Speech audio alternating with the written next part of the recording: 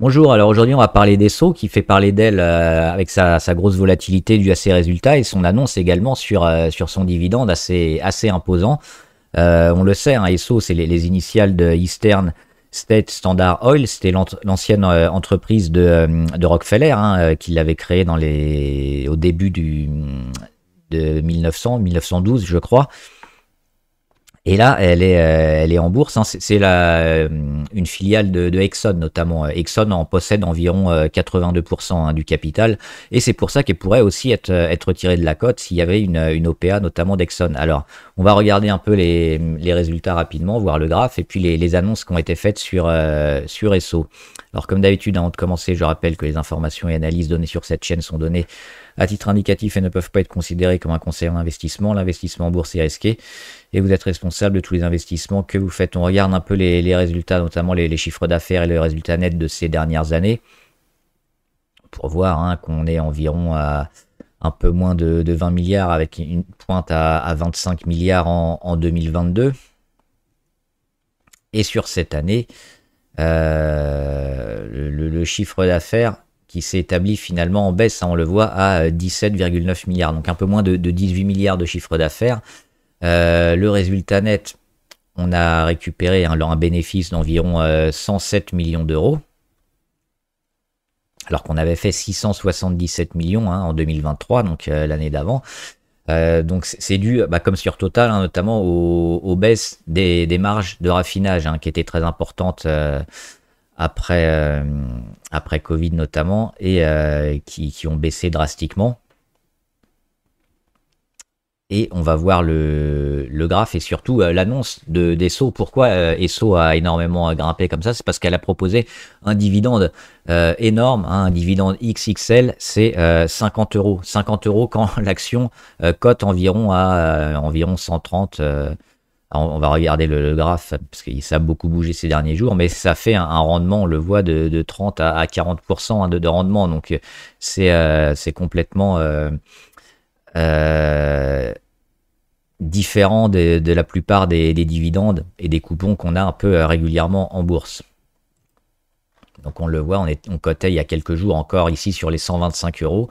Et dernièrement, juste avant les résultats, on voit quelques pics de volume quand même. Et là, l'annonce des résultats qui sont relativement moyens, baisse des marges de raffinage, baisse du chiffre d'affaires, baisse du résultat net. Mais surtout, ce qui intéresse éventuellement les investisseurs, c'est ce dividende, ce coupon énorme de 50 euros qui devrait être délivré le 10 juillet prochain, donc le 10 juillet 2025. Ça nous amène... ici à peu près, donc il y a encore un peu de temps, on n'est qu'au mois de mars.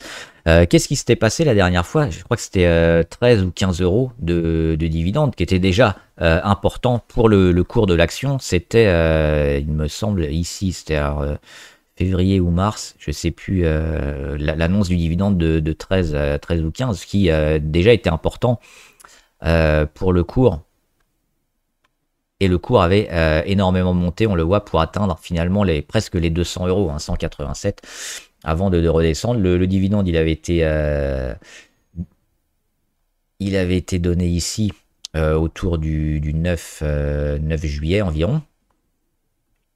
Et derrière, on est revenu presque sur les plus hauts quelques jours après. Et ensuite, on a commencé à baisser, notamment un peu comme sur beaucoup de pétrolières et de parapétrolières. Et puis dernièrement, les marges, baisse des marges de raffinage qu'on fait du mal à Esso. On a eu une cassure notamment des 118 avec la moyenne à 200. Et puis depuis ici, fin novembre, notamment avec la reprise aussi de Trump aux États-Unis, il y a pas mal de pétrolières qui sont revenus un peu. Et Esso, eux, ils sont revenus beaucoup. Parce qu'on passe de 95 euros à environ 125, 130 avant les résultats. Et donc les résultats, gap haussier, alors vendu en partie, mais il existe toujours un gap sur ces zones-là. Entre les 139 et les 154 environ. Alors les volumes énormes, on le voit, mais comme sur les dernières annonces de dividendes. Alors on le sait, un dividende, ça va mécaniquement faire baisser la valeur. C'est-à-dire que si vous possédez Esso au moment du détachement du coupon de dividende, ça changera absolument rien pour vous. c'est les échanges qui vont continuer à faire évoluer le cours. Mais si on donne 50 euros sur votre action qui, on va dire, le 11 juillet vaudra, on va dire, 150 euros, bah, l'action, elle va descendre mécaniquement à 100 euros. Vous, votre action qui valait 150, elle vaudra plus que 100, mais en même temps, vous allez recevoir 50 euros de dividendes sur votre compte. Donc, pour vous, c'est une opération blanche.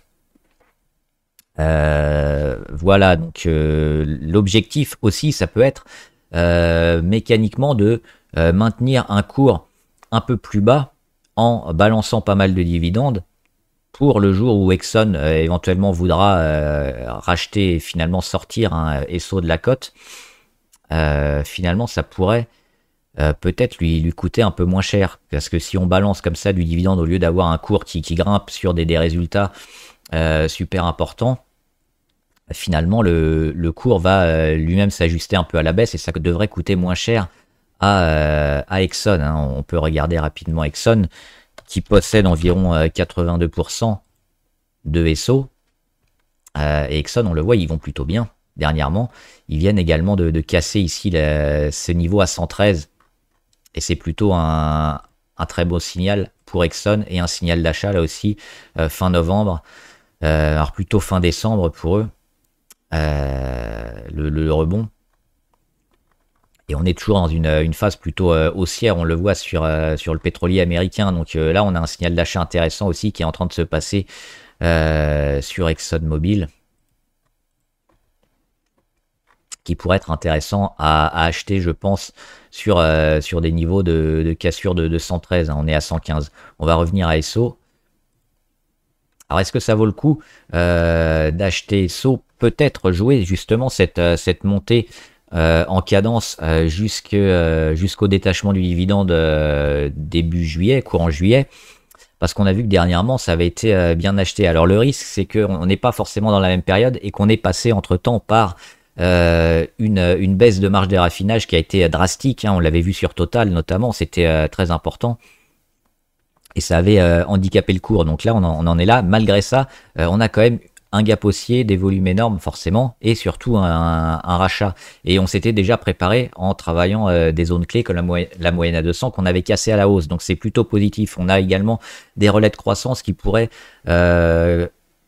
continuer à faire croître le cours des SO. C'est quoi? C'est la demande mondiale et c'est l'économie. Alors pour l'instant, on sait que les États-Unis sont relativement moyens parce qu'ils essayent d'éviter une récession. Donc là, c'est plutôt un point négatif. Le point positif, c'est quoi? C'est l'Europe qui va un peu mieux, avec les dépenses notamment de l'armement qui pourraient se relancer, donc ont besoin aussi d'énergie. Et puis surtout, les marchés asiatiques, l'Inde, qui pourrait revenir aussi, qui est toujours un marché important, qui a besoin de beaucoup d'énergie, donc beaucoup de pétrole. Et la Chine, évidemment, le numéro 1 en Asie. Numéro 2 au niveau du monde, en termes d'économie, c'est l'économie la plus importante, juste derrière les États-Unis. Et si la Chine, qui donne des signaux plutôt intéressants hein, en termes de reprise, se confirme, il pourrait tirer la demande vers le haut, donc la demande en énergie, la demande en pétrole, et donc le cours du pétrole et des pétrolières et parapétrolières.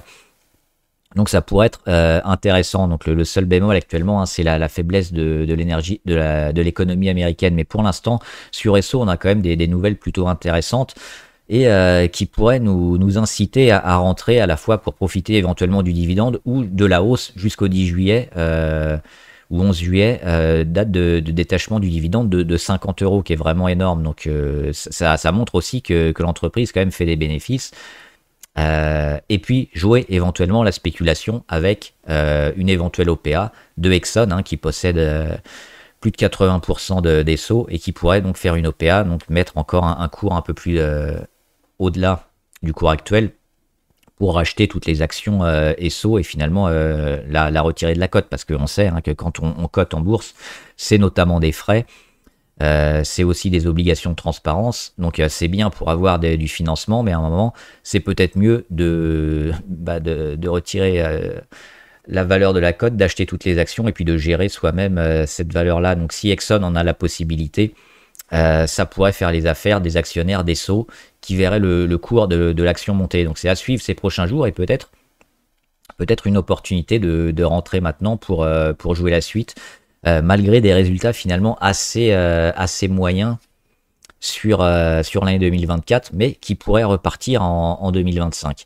Donc voilà, dites-moi ce que vous en pensez. Est-ce que vous êtes déjà, vous, actionnaire sur Esso? Est-ce que ça vous intéresse de rentrer sur la valeur? Est-ce que vous comptez jouer le dividende et le détachement du dividende cet été?